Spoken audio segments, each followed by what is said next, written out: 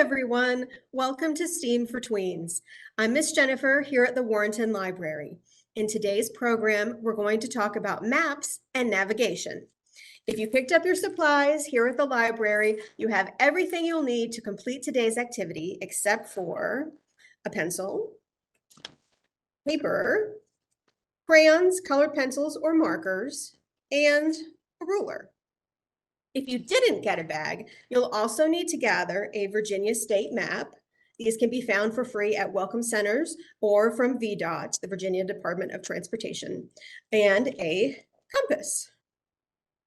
Our summer reading program theme this year is Adventure Begins at Your Library, and maps are an essential part of any adventure. These days, we usually just map out a route with our GPS, but what happens if your smartphone dies? It's still good to be able to map a route by hand using map skills. A map is a tool that can help us get to where we want to go. A map can show us what to expect on a journey. An atlas is a book of maps. At the library, we have atlases for the world, a country, specifically the United States, or a state, in this case, Virginia. Let's briefly go over the parts of a map. The title tells us what place the map shows. This map also gives the date up here, 2022, which can be important to know. The inside, when you open up the map, shows you a lot more. We have the legend, which is right up here. And this is sort of the instruction guide for the map. Tells us the scale and the key. So you'll find a small box or table on every map that contains the key. Let me open this a little wider so that you can see it better.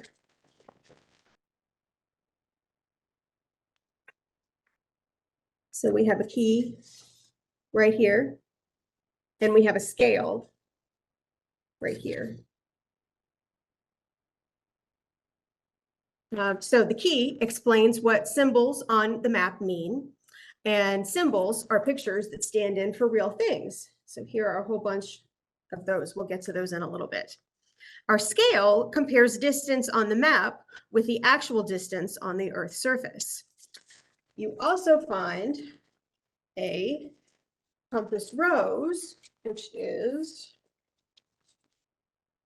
down here in the corner. Let's see. No, I need to open it a little further. That is one thing about maps, is that they're a little unwieldy and they're a little hard to open and close, but that's okay.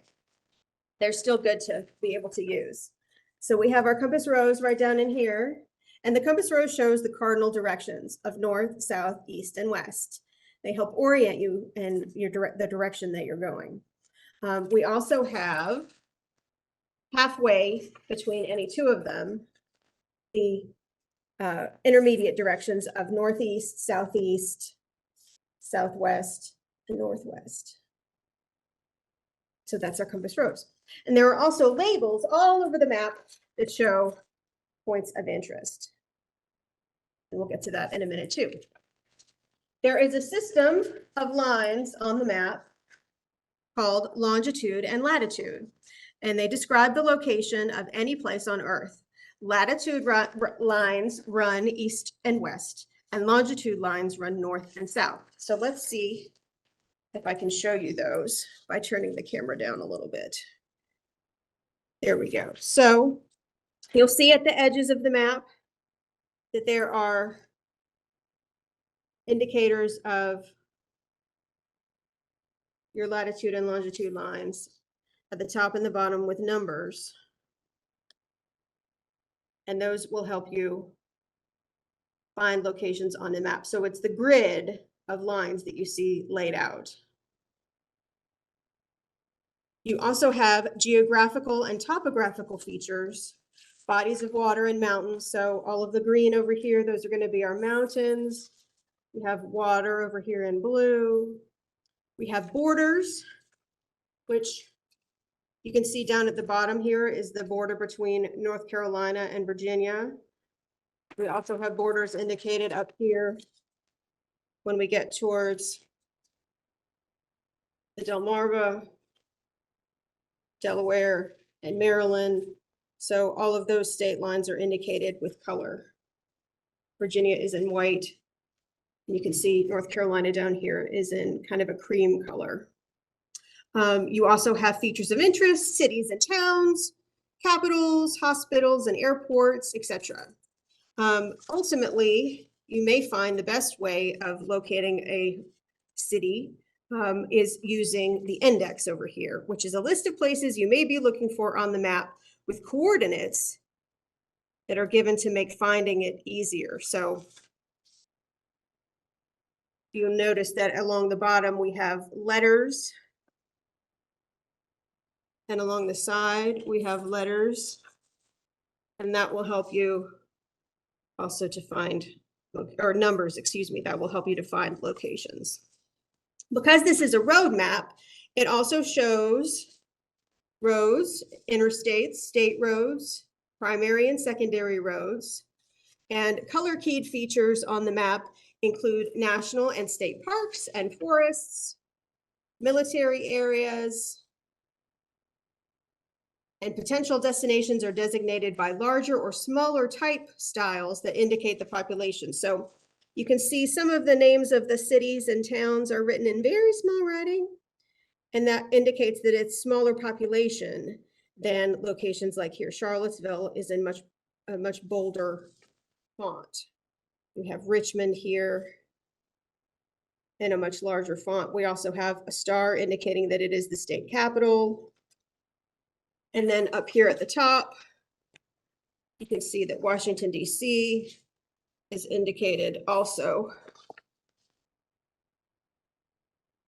in larger font, and a star here indicating that it is a national capital. So our first activity is going to require you to find a table where you can open up your map, and we're going to start using our longitude and latitude lines first. And we're going to do a little bit of a hunt. So that's what makes using maps fun, because they're almost a little bit like a search and find. So we're going to use latitude and longitude lines to find out where I am. So obviously physically right now I am in Warrenton, but in our imagination, in our imaginary game, I'm going to be in a place and I'm going to tell you the longitude and latitude, and I want you to try and find it.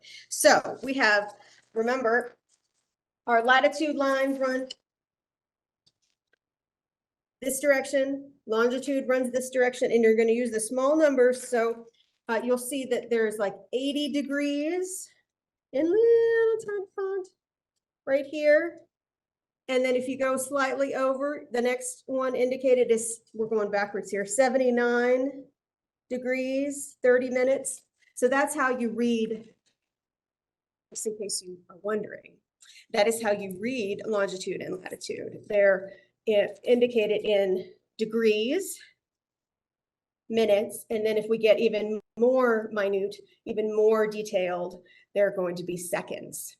So longitude runs north and south, latitude runs east and west. They're laid out on a grid so that each location is given a precise set of coordinates, and they're often expressed in the format of degrees, minutes, and seconds. So this is your first hunt.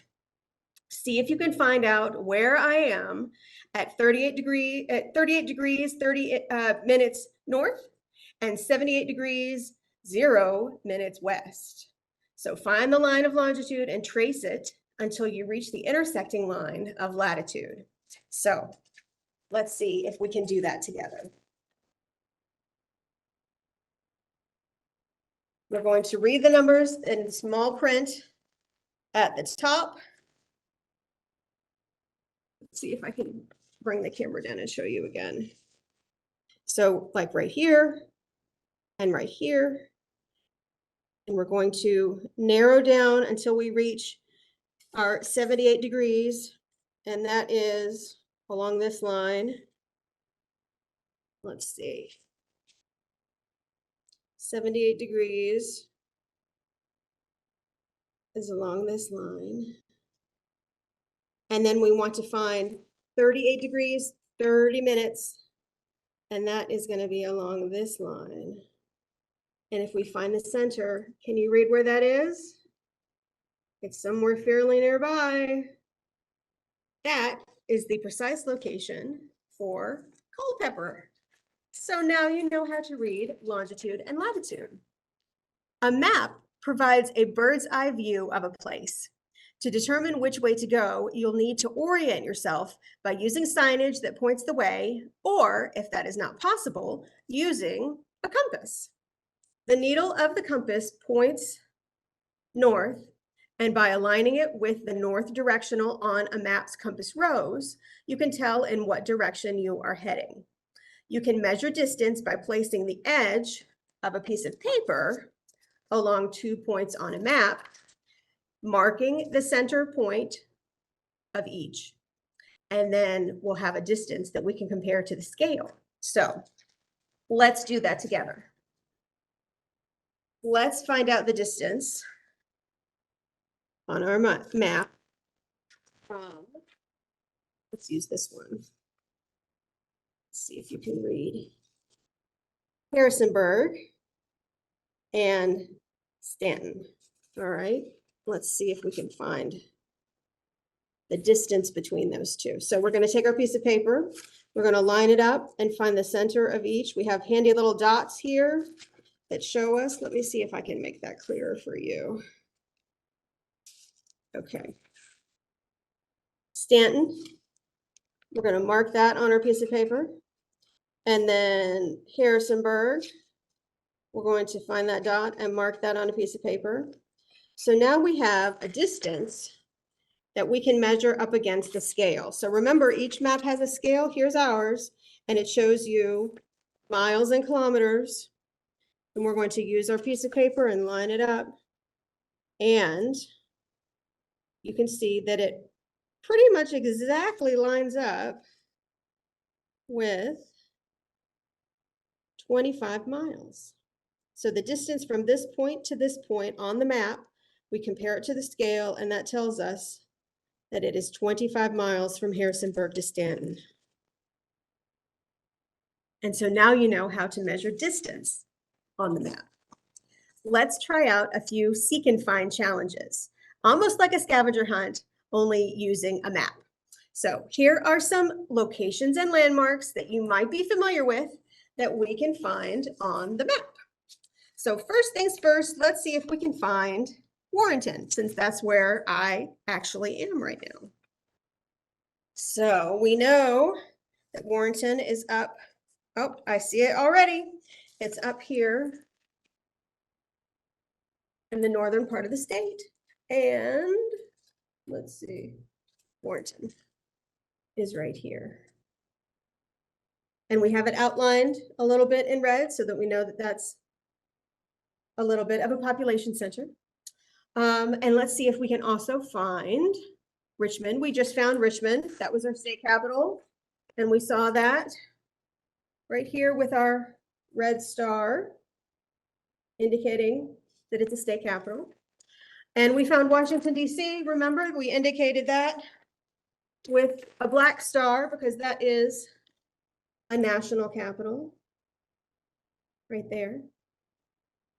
Let's see if we can find Dulles International Airport.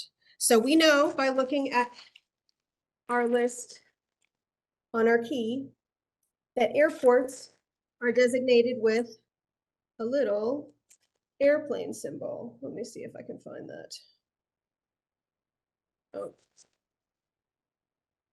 Oh, there it is. Airports. Commercial airports are indicated with a red airplane symbol. So let's see. We know that Dulles is up near Washington, D.C. So let's check our map and see if we can find it. And you all can be doing this at home with your map. See if you can find it. You're looking for the red airplane symbol. And there it is right there. Dulles International Airport. Okay, something else that's nearby. Let's see if we can find Quantico. Now we know from our key here that military bases are indicated in a gray crosshatch. So let's take a look at that. It says that right here, our gray crosshatch. So let's see if we can find Quantico. Oh, and it's fairly large and it sticks out right here.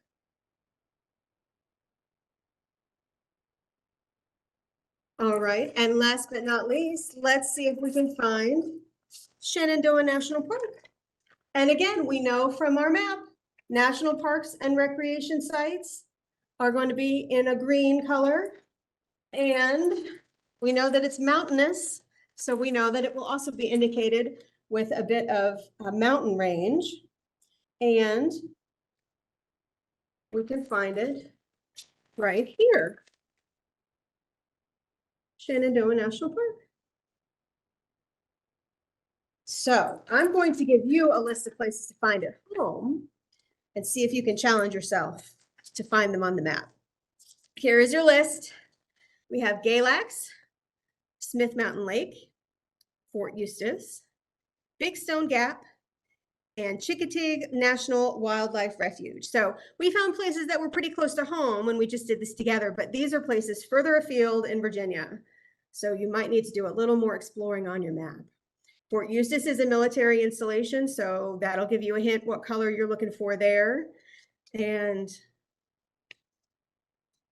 hopefully you'll be able to find the Smith Mountain Lake. That'll probably be in blue because that's water. So I hope you have a good time looking for some of these locations. Next up, we're going to pretend we're on a mission to find a spy who was on the run. You know their starting point, and there have been reported sightings to follow, and we're going to see if we can trace the path and find where they are heading. So we're going to do one together, and then I'll give you one to do at home on your own. So we know that the spy has been sighted in Virginia Beach. So let's work together to locate Virginia Beach on the map. All right. And there's Virginia Beach. And we know that they were sighted heading west on Route 264. So we're going to look for our highway symbol and the 264. And we know that they are headed which direction? West. So we're going to look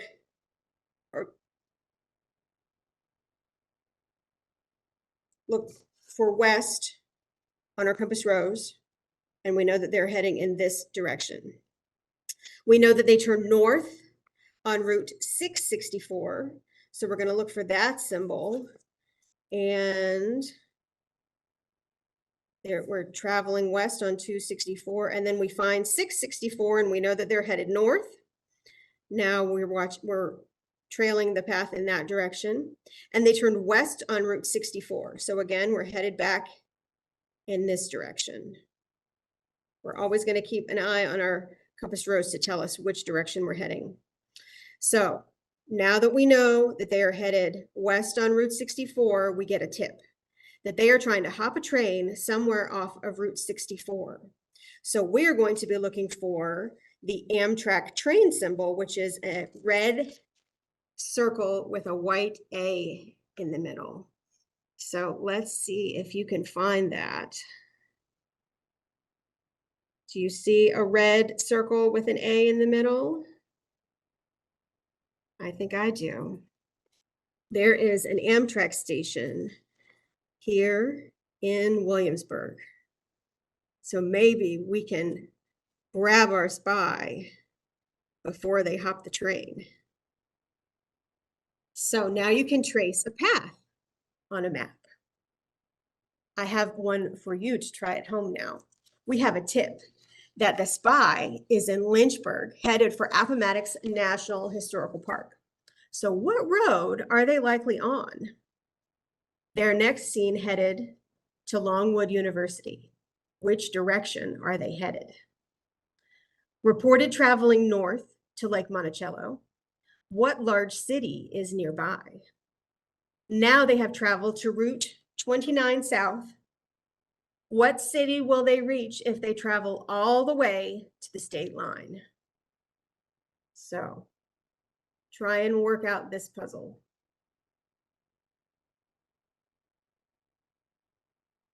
You can also try planning out a route of your own. Choose where to start from. That can be where you live or not. Then find a place you would like to visit on a map. You will need to decide what route to take to get there. Do you want to take the shortest route, the route that relies on the most highways so you can travel more quickly?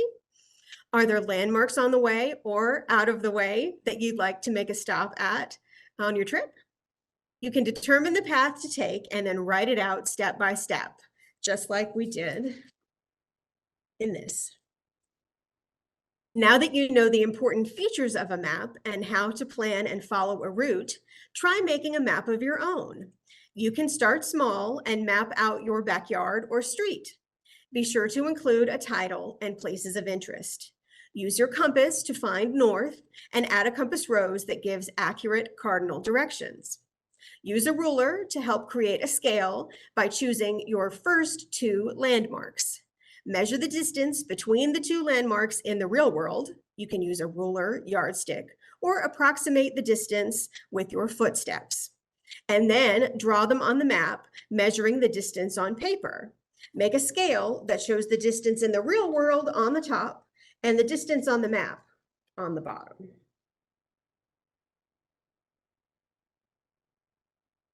Once you have done this for your first two landmarks, use the scale you created to draw the rest of your map. I hope that you enjoyed today's program. Come by the library to check out these books featuring more information about maps and navigation. In 2 weeks, we'll be back with a brand new STEAM for Tweens program. In the meantime, head over to our website, faulknerlibrary.org. Go to the Research and Learn button, select Research Databases, and Science, Math, and Environment from the drop-down menu. There you'll find Science Online, a resource featuring articles, videos, experiments, and activities to enjoy on a range of scientific topics. Thanks for watching.